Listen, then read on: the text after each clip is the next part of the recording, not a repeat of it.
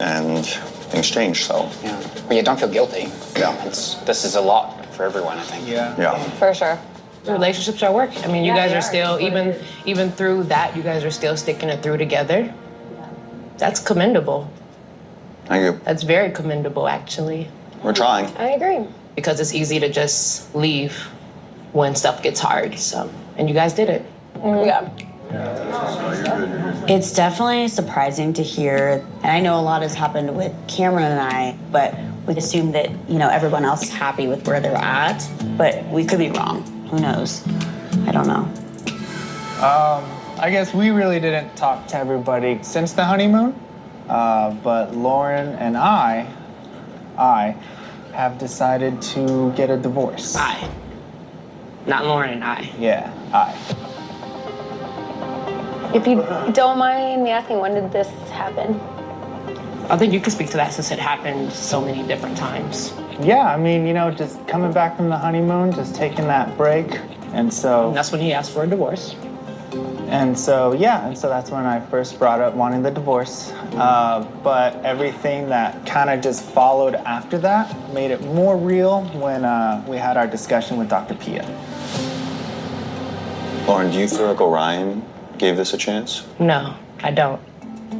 Yes, we had a race, not even a disagreement. I said a horrible, offensive joke on day 2 of the honeymoon. But I was called a failure in the marriage. You did tell me that I failed you and I failed the marriage. You did slut shame me for having sex 2 months before the wedding. You never apologized for the way you made me feel. You just cried about how it made you feel bad that you made me feel bad. Well, I did, that night. You did not even apologize for calling me a failure and that I failed in this marriage and for not having your back. So don't sit here and say you've apologized for those words, unless you really felt them. And if you didn't really feel them, that hurts even more for you to say that I failed this marriage and I failed you, when all I've been doing is assuring you that you haven't failed. Well, I don't think you have failed. Then why would you say that?